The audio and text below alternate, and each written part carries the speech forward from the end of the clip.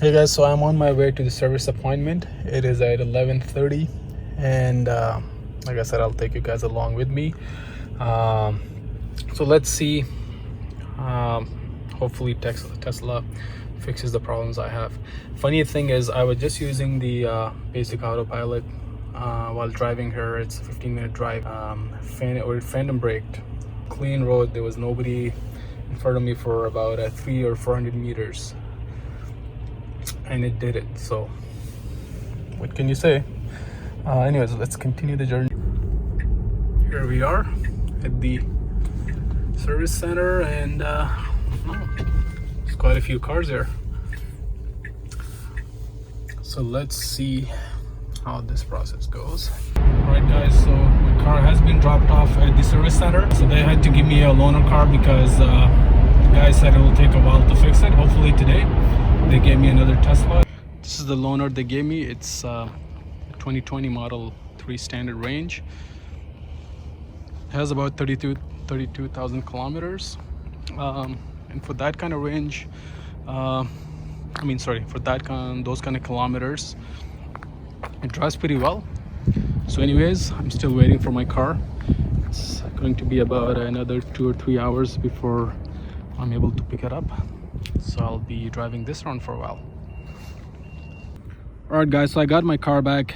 It's been a week since I was able to shoot this video now. What happened was, when I dropped my car at 11:30 a.m. it was over a week ago. They said my car will be ready in 2 weeks. But when they looked at all the defects, the technician said it will take longer than that. So they gave me a loaner car, as you saw. And I drove that home. I got a call 4:30 p.m. that my car is ready. I had work meetings, so I couldn't pick it up. I mentioned it to the Tesla rep that I'll pick the car up later on, around 7 p.m. She said, fine, I'll just leave the car outside. You can unlock it with your phone and leave our car and leave the card in it. Tesla uses a key card system. What happened was, I went there at 7:30 p.m. and my car was nowhere to be found. It wasn't until I looked on the Tesla app, which came in really handy, that my car is actually parked inside.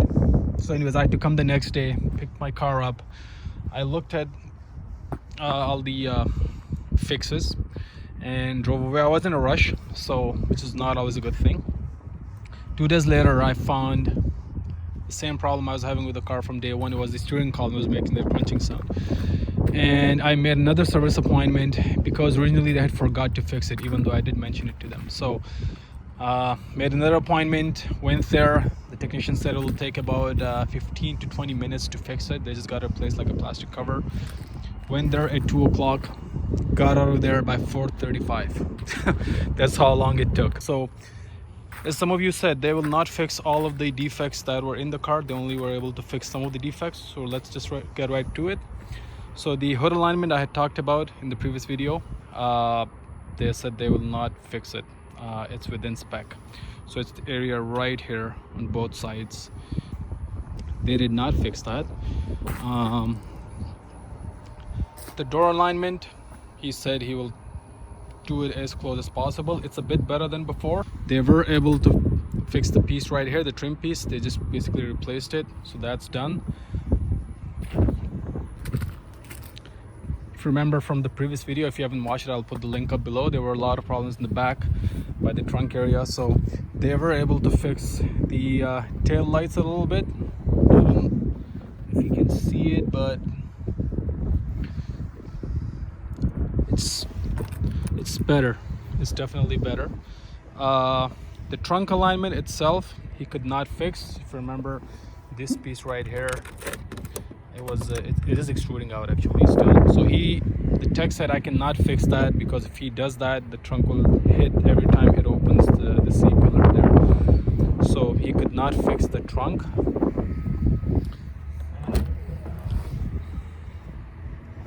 Inside the trunk, I wasn't sure about this cover right here. This was covered, this was not, and the rubber sealant right here. So what the tech told me is this is by design. And also the rubber right here, this rubber goes all the way,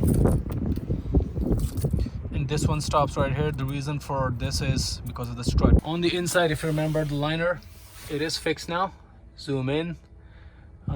they fixed it, so really glad about that. And now we'll look at the steering column. The steering column, every time it would retract, it would make a crunching sound, which was coming from somewhere down here. The tech did mention that yes, this is a problem and they would fix it. Funny thing is, when I dropped the car, they did not fix it. They forgot about it. I had to go the next day, or actually a few days later, for them to fix it. So according to the tech, he replaced this plastic piece inside here, and it worked for a couple of days. But now if I put the steering column in, you'll hear it making that sound again. So here we go.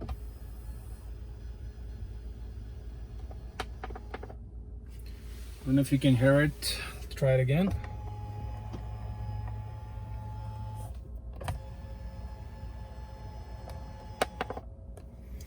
So I think it is sort of a defect on the car.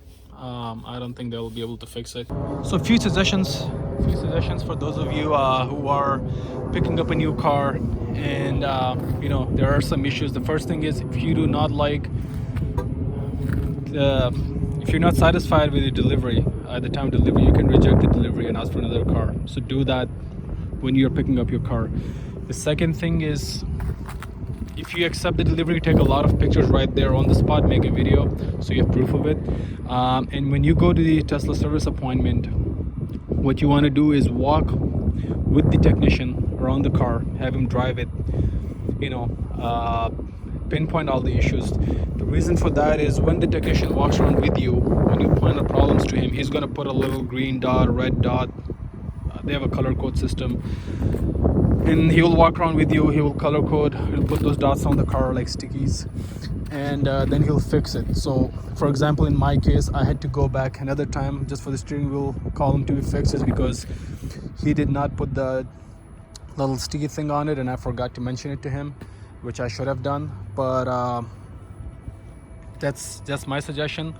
Overall, I mean, I am enjoying the car. It is I love it. I just wish there weren't as many issues.